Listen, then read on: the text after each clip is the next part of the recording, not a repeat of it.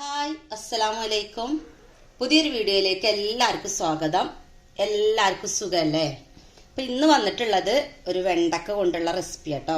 അപ്പോൾ വെണ്ടക്ക റോസ്റ്റാണ് ഇന്ന് ചെയ്യുന്നത്. വളരെ എളുപ്പത്തിൽ നമുക്ക് ചെയ്തെടുക്കാൻ പറ്റും.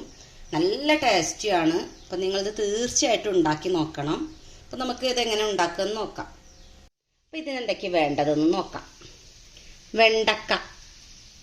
വെണ്ടക്ക ഇങ്ങനെ കട്ട് ചെയ്തതാട്ടോ. അങ്ങനെ കട്ട് ചെയ്തത്, കനം കുറച്ച് കട്ട് ചെയ്തത്. പിന്നെ സവാള, വെളുത്തുള്ളി, തക്കാളി, പുളി പിഴിഞ്ഞു വെച്ചതാണ്.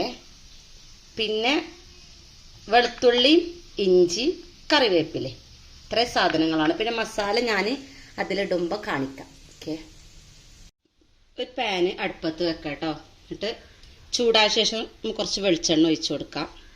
വെണ്ടക്കനെ ഒന്ന് വയറ്റെടുക്കാനാണ്, ആ ഒരു പശയൊക്കെ ഒന്ന് പോയി കിട്ടാൻ വേണ്ടിയിട്ട് വെണ്ടക്ക ഇട്ട് കൊടുക്കാം.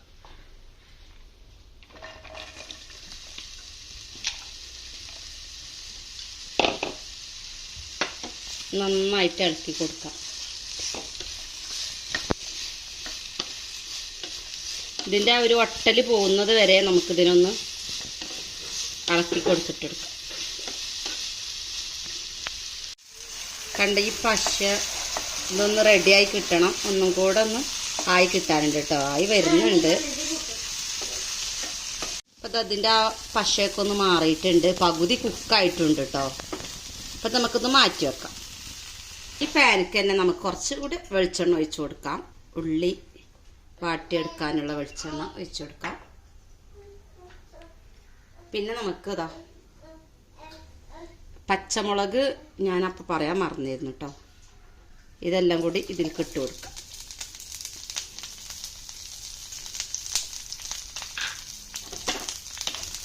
ഇതൊന്ന് മൂത്ത് വരട്ടെ.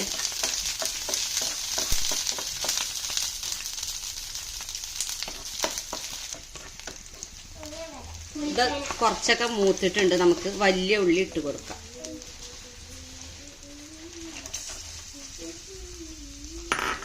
ഇത്തിരി ഉപ്പിട്ടിട്ട് വഴറ്റിയെടുക്കാം കേട്ടോ. എന്നാൽ പെട്ടെന്ന് വയന്ന് കിട്ടും.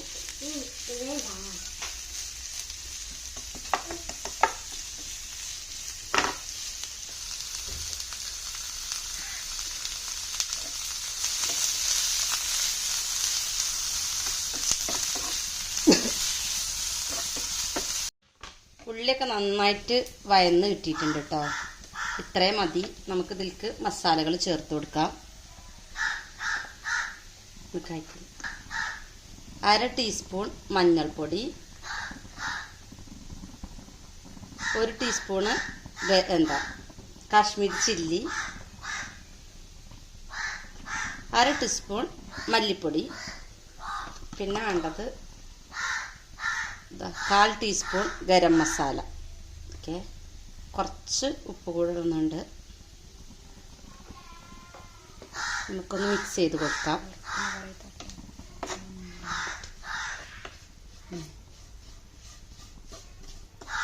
നന്നായിട്ട് മിക്സ് ചെയ്തിട്ടിട്ട് പച്ചമണമൊക്കെ ഒന്ന് മാറട്ടെ മസാലൻ്റെ. അതുവരെ വെയിറ്റ് ചെയ്യാം. മസാലയുടെ പച്ചമണമൊക്കെ നന്നായിട്ട് മാറിയിട്ടുണ്ട്. നമുക്ക് തക്കാളി ഇട്ട് കൊടുക്കാം.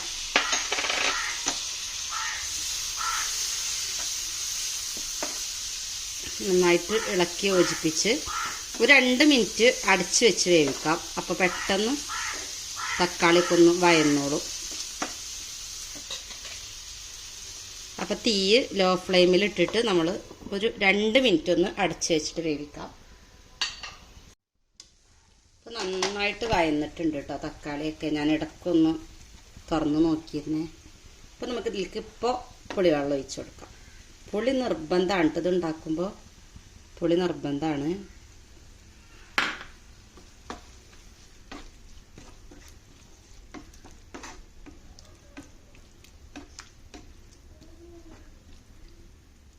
ഉപ്പില്ലെങ്കിൽ ഉപ്പിട്ട് കൊടുക്കണം ഈ സമയത്ത്.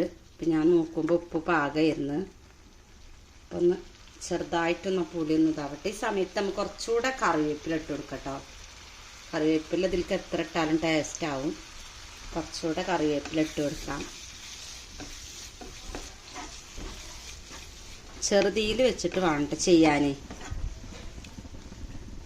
അപ്പോൾ അതാ പുളിയൊക്കെ നന്നായിട്ട് ഇതിൽ ഇതായിട്ടുണ്ട്, എണ്ണയൊക്കെ തെളിഞ്ഞു വന്നു. ഈ സമയത്ത് നമുക്ക് വെണ്ടക്ക ഇട്ട് കൊടുക്കട്ടോ. വെണ്ടക്ക പകുതിയുള്ളൂ കുക്കായിട്ട്, ബാക്കി കൂടി ഇതിൽ കിടന്നിട്ട് വേണം കുക്കാവണമെങ്കിൽ. നന്നായിട്ടൊന്ന് ഇളക്കി കൊടുക്കാം.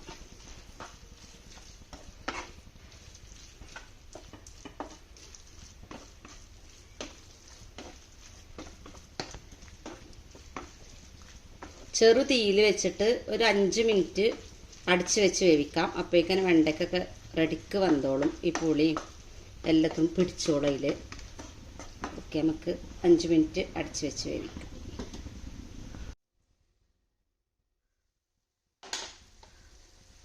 നമ്മളെ വെണ്ടയ്ക്കതാ റെഡി ആയിട്ടുണ്ട് കേട്ടോ. അപ്പോൾ നിങ്ങൾക്ക് വെള്ളം കുറവൊക്കെ തോന്നുകയാണെങ്കിൽ നിങ്ങൾ എന്ത് ചെയ്യണം, ചൂടുവെള്ളം കുറച്ച് ഒഴിച്ചു കൊടുക്കണം കേട്ടോ, വെണ്ടക്ക വേവാൻ. അപ്പം എനിക്ക് അതിൻ്റെ ആവശ്യം വന്നില്ല, പുളിവെള്ളവും ഉള്ളത് തന്നെ ഉണ്ടായിരുന്നു. അപ്പോൾ അതാ നല്ല ഗ്രേവിയിൽ വന്നിട്ടുണ്ട്, നല്ല മണമൊക്കെ വരുന്നുണ്ട്. നമുക്ക് ഇതിലേക്ക് കുറച്ച് പച്ച വെളിച്ചെണ്ണ കൂടെ ഒഴിച്ചു കൊടുക്കാം കേട്ടോ. ഓപ്ഷണലാണ്, വേണ്ടവർ ഒഴിച്ചാൽ മതി, പക്ഷെ ഒന്നുകൂടെ ടേസ്റ്റ് കൂടും.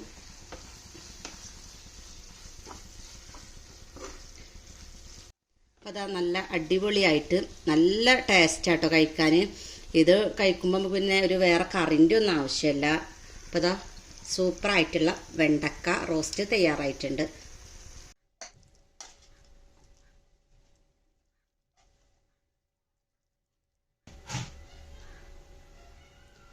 അങ്ങനെ നമ്മുടെ വെണ്ടക്ക ഇത് റെഡി ആയിട്ടുണ്ട് കേട്ടോ. അപ്പോൾ നിങ്ങളിത് ഇതുവരെ ഉണ്ടാക്കി നോക്കാത്തതാണെങ്കിൽ ഒന്ന് ഉണ്ടാക്കി നോക്കണേ. ഫീഡ്ബാക്ക് അറിയിക്കും വേണം. സബ്സ്ക്രൈബ് ചെയ്യാതെ കാണുന്ന കൂട്ടുകാരുണ്ടെങ്കിൽ ഒന്ന് സബ്സ്ക്രൈബ് ചെയ്യണേ. അപ്പോൾ തീർച്ചയായിട്ടും ട്രൈ ചെയ്തിട്ട് വിവരം അറിയിക്കണേ. ഓക്കെ, വേറൊരു വീഡിയോയിൽ നമുക്ക് വീണ്ടും കാണാം.